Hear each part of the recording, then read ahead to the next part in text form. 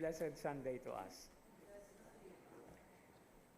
One very particular feature that is very powerful in reading the Gospels, and not just the Gospels, but in the whole of Scriptures, is the use of the so-called literary form. Now we're talking here about within the context of studying the Bible as a literature. The literary form, which we call parable. Now I always have a very beautiful description of what a parable is. It is actually, from the Greek word, it is actually thrown all over, okay? All thrown all around. Now that's why the best example that we can make, in as much as we are concerned today, is the kind of antennas that are available. No, naana tas mga antena nga ana tag-as ana, no? But there are circular antennas. What do we call these antennas? Parabolic, no? Because it goes all around, no? And it's actually a very dynamic, what we call, there is a dynamism in it. And that is also the point, the use of parables. It has not only one meaning. It can have so many meanings. No? It can accumulate so many meanings. And that's the reason why, at the end of today's gospel reading, we hear that without parables, no, he spoke to the people. But then to the disciples, he explained to them. Of course, this is a question of the disciples being in formation. No? The disciples with the Lord as they are being formed, so that they are being taught. But in our times now, when we are talking about parables, it always comes to the understanding or to the idea that it has layers of meanings. And sometimes we can even say that it depends on who perceives it. But today's gospel reading focuses on a very significant truth about how God's grace and has His power and His salvation works in us. And it is always understood from the point of view of starting from the smallest dimension or to the simplest things. When we understand our faith, which actually is also described in today's gospel second reading, it does not begin in a huge impression. Although some people would say, I was so touched by it, no, I was converted. It's a very magnanimous experience to me. But sometimes it's a very dangerous thing, because if we start from being big, from being huge, no, it's difficult to maintain it. The tendency is always from the huge experience, and then we go down. No, we are draining down. We are going down the line. And that's the reason why I don't know if you are also familiar with so many people nga maayo ra pagsugod. Pero pagkataod-taod na, nagkawala na, nagkahubas na. No? Ginahanglan nga, kuana na pod, dungaga na pod aron ma-maintain, ma-sustain. But the very dynamism of faith is we start from being small. And that's the point why it's so important to also take a look at our own growth. Diin ta nagsugod from the simplicity of things into the sometimes complex arenas that we enter into. But what remains constantly is the very essence of God sustaining us. No? Nga nindot kayo ng image diha of the farmer not knowing what is happening underground. He just wakes up day and night and suddenly the seed sprouts. No? Nobody knows what actually was doing underground. And it is God who is always doing all these things. And this is the point that we may need not be after all those, beautiful things or magnanimous things.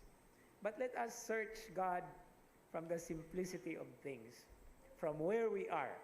And sometimes even in the complicated situations that we are in. Ang simple ra gyud kaayo is to be able to feel a grasp, not our grasp, but the grasp of God in the many different events in our lives. And what is this trying to tell us? It is a way of requesting us, requiring us to be always in a mood of prayer. Any time of the day. Kanang pagpamalandong, I like the word pamalandong in Cebuano. No? Of course, the word is landong. And do you know the very beautiful image of pagpamalandong or pag-ampo? It is actually like in the province.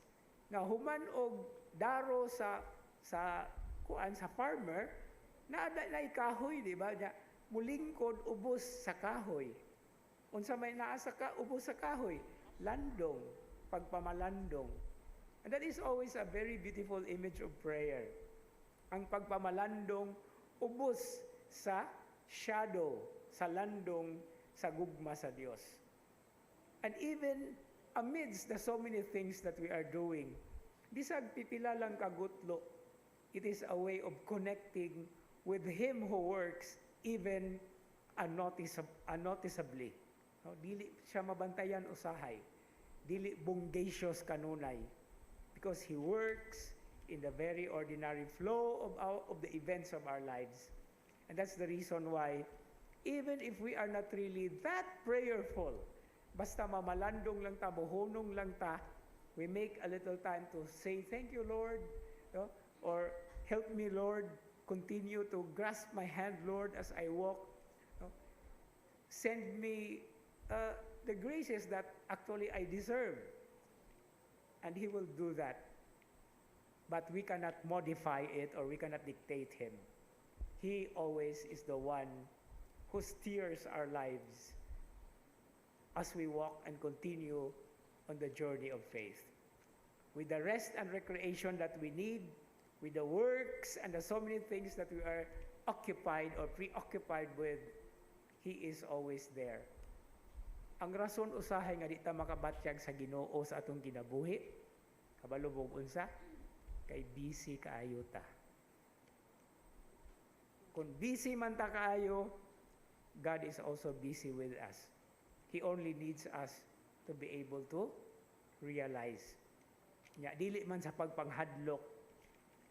This is what the second reading today tells us. Okay? For all must appear before the judgment seat of Christ. Wa ko nang hadlok ha. So that each may receive recompense. Unsa may recompense? Bayad kung unsay angayan sa atong nabuhat, according to what he or she does or did in the body, whether good or evil. And so as we continue with this Eucharistic celebration, putting in mind this undeniably powerful work of God in our lives, whether noticed or unnoticed, we constantly had to thank Him.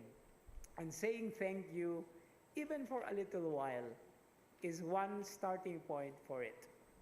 Kaya diha bitaw to yung ingon nga, ang mga tao, usahay o di man pirmi, malimot, pasalamat. Mukaon radayon, muinom radayon, matulog, mumata. May pangbaka kuno, kay sa di pa mo habhab sa pagkaon dito sa sagbot, mo ingon pang ma. No? Kunya ang manok pug kuno, humagtuktok, humag-inom og tubig, mounsa man ang manok, kisa may naidaghang manok ninyo diha. Pag humagtuktok mounsa ang manok, mohangad sa langit, magpasalamat. Kita, makahimo ta ana. I hope we can do that always. Ayaw lang po og tuktok kay mga manok man na. We have our own way of doing it. And God knows that in the very veins of who and what we are. And so, the Eucharistic celebration is our way of saying it. But it's just the beginning. We have so many things and ways and means to do it. For as long as we give back to the Lord the gratefulness that He deserves. Amen.